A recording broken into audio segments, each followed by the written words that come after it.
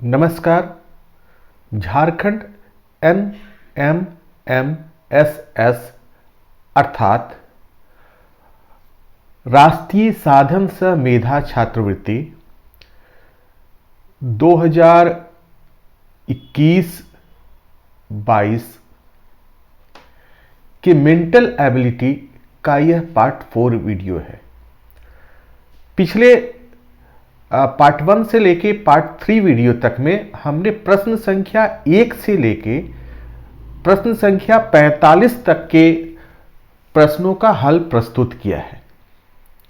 आज उसी कड़ी में प्रस्तुत है पार्ट 4 वीडियो, जिसमें प्रश्न संख्या 46 से लेकर प्रश्न संख्या 60 तक के प्रश्नों का हल पूरी व्याख्या के साथ प्रस्तुत किया जा रहा है।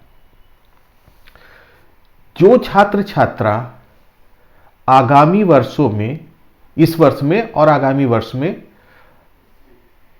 राष्ट्रीय साधन सह मेधा छात्रवृत्ति देने जा रहे हैं, कि परीक्षा देने जा रहे हैं, उनके लिए ये जो मेंटल एबिलिटी के प्रश्न हैं 21-22 के काफी महत्वपूर्ण हैं। इसके द्वारा वे आने वाले वर्षों के लिए तैयारी कर सकते हैं। जो शिक्षक अपने स्टूडेंट्स की तैयारी इस परीक्षा के लिए करवाते हैं, उनके लिए भी ये काफी लाभदायक सिद्ध होगा।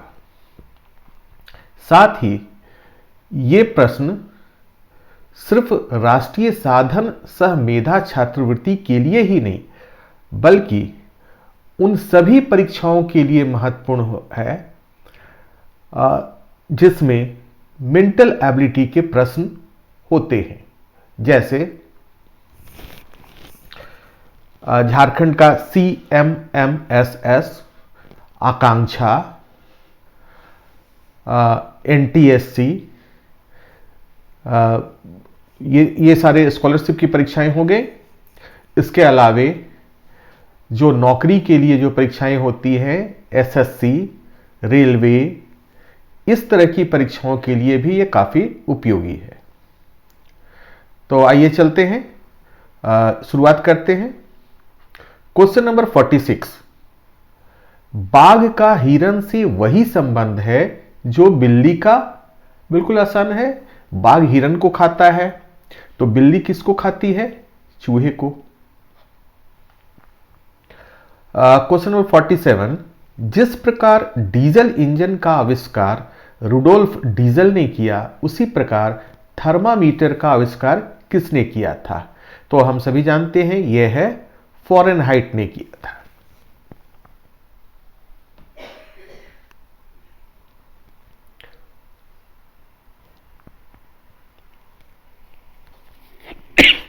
क्वेश्चन नंबर 48, यहां जापान, टोक्यो, अर्थात हम देखेंगे कि जापान का टोक्यो से क्या संबंध है। तो अर्जेंटीना का भी जो आंसर होगा उससे संबंध हमको देखना है। तो जापान की राजधानी है टोक्यो, तो इसका अर्थ यह है कि हमें अर्जेंटीना की राजधानी बतानी है। तो अर्जेंटीना की राजधानी होती है ब्यूनस आयर्स। मैं एक सुझाव देना चाहूंगा कि आप विभिन्न देशों की राजधानी याद कर लें, क्योंकि अभी इस प्रश्न पत्र में जापान और टोक्यो का आया, अर्जेंटीना का आया राजधानी। उस तरह से आने वाले वर्षों में अगर इस तरह के प्रश्न आते हैं तो कोई और दूसरे देश की राजधानी पूछी जा सकती है। तो जितनी ज़्यादा देश और उसकी राजधानी आप याद कर सके, याद कर लेंगे। क्वेश्चन नंबर 49, जिस प्रकार इंडोनेशिया संबंधित है गरुड़ से, ठीक उसी प्रकार भारत निम्नलिखित में से किससे संबंधित है? तो हम देखेंगे इंडोनेशिया और गरुड़ में क्या संबंध है। तो ये गरुड़ इंडोनेशिया का राष्ट्रीय चिन्ह है। तो हमारा भारत का राष्ट्रीय चिन्ह क्या है? अशोक स्तंभ का शीर्ष।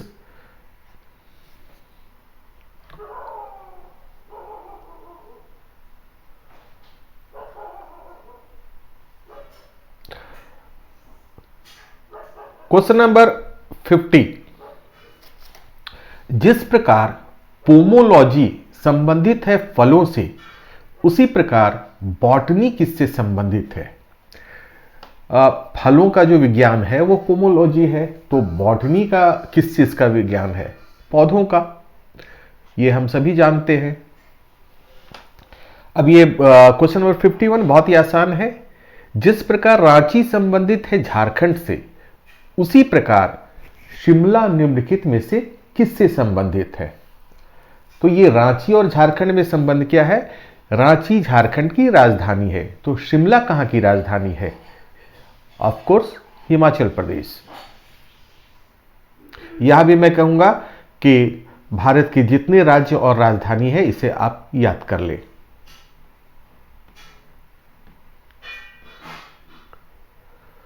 जिस प्रकार शिकागो संबंधित है अमेरिका से, उसी प्रकार सिडनी किससे संबंधित है? तो शिकागो अमेरिका में है, तो सिडनी कहां है? ऑस्ट्रेलिया में। क्वेश्चन नंबर 53, प्रश्न चिन्ह के स्थान पर क्या होगा? यह हमें बताना है। और यहां है GUS, और ये देखिए इसके बाद ये अनुपात वाला दिया हुआ है, उसके बाद ESQ, इन दोनों में जो संबंध होगा वही यहां पर हमें बताना है। तो यहां पर हम देखते हैं G और E। तो अगर हम इधर से देखते हैं तो E के बाद F आता है, लेकिन F को छोड़कर यहां पर G आया है। इसी तरह से S के बाद T होता है, लेकिन T छोड़ के यहां पर U लिखा गया है। और इसी तरह से ये Q के बाद R होता है और यहां S लिखा गया है। तो ठीक इसी तरह से यहां से भी होगा। हम इधर लिख के बताते हैं, SPA ये है। तो हमने देखा कि एक छोड़ के होता है, तो S के बाद क्या होगा? T, तो यहां पर क्या हो जाएगा? U। P से एक छोड़ेंगे तो P के बाद क्या आता है? PQ, तो उसके बाद क्या आ जाएगा? PQR। और A के बाद एक छोड़ेंगे तो A के बाद होता है B, तो यहां पर क्या आ जाएगा? C। तो ये हो गया URC। देखिए तीसरा वाला ऑप्शन सही है।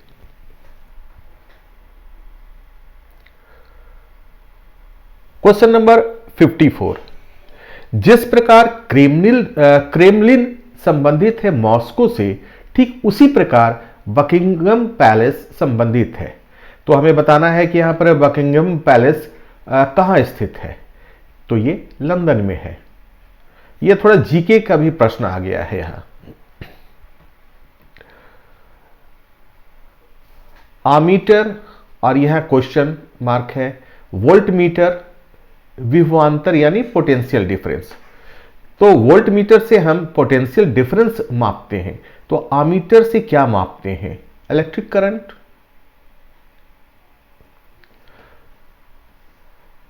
सबमेरीन,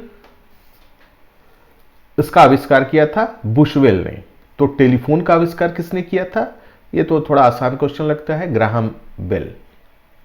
देखिए ये सारे प्रश्न जो आ रहे हैं, कुछ प्रश्न हमने देखे, तो ये प्रश्न सिर्फ मेंटल एबिलिटी के ही नहीं है, बल्कि ये जनरल नॉलेज में भी पूछे जा सकते हैं। क्वेश्चन नंबर 57,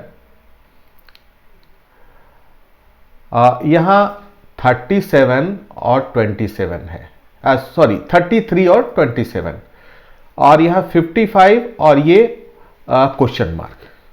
तो अभी हम देखना होगा कि 33 और 27 में क्या संबंध हमें मिल सकता है। तो यहां पर एक चीज हम देख रहे हैं कि ये 3 इंटू 11, तो आ रहा है ये 33, और 3 इंटू 9 ये आता है 27। तो अब यहां पर देखते हैं, ये 5 इंटू 11 करते हैं तो 55 आता है। तो ये पैटर्न कुछ लग रहा है कि पता चल रहा है। क्योंकि यहाँ 11 से मल्टीप्लाई हुआ था और यहाँ 9 से, तो इसे भी हम 9 से करते हैं। तो 5 से को 9 से गुना करते हैं तो ये आ गया 45। तो ये अब ऑप्शन में है ये, तो ये 2 नंबर हमारा ऑप्शन सही है। क्वेश्चन नंबर 58, डैन्यूब ऑस्ट्रिया, तो इंग्लैंड क्वेश्चन मार्क। डैन्यूब नदी का नाम है जो ऑस्ट्रिया में है, तो इंग्लैंड में कौन सी नदी है? टेम्स नदी है। क्वेश्चन नंबर 59, तो 59 में आप देख रहे हैं ये इंग्लिश के लेटर्स दिए हुए हैं, U G R, और इधर है W J V, और इस साइड हमको जो रिलेशन बताना है B N K, इसके बाद ये क्वेश्चन मार्क। तो ये देखते हैं क्या रिलेशन हो सकता है। इधर लिख लेते हैं तो थोड़ा सा आसान हो जाएगा समझाने में। U G R और ये W J V, तो यहां पर देख रहे हैं W के बाद, है ना, U और W, तो U के बाद एक लेटर यहां छोड़ा गया है U V W, और G के बाद H I J, 2 लेटर छोड़ा गया है, और R के बाद ये जो V आया तो इसके बीच कौन कौन सा लेटर छोड़ दिया गया है?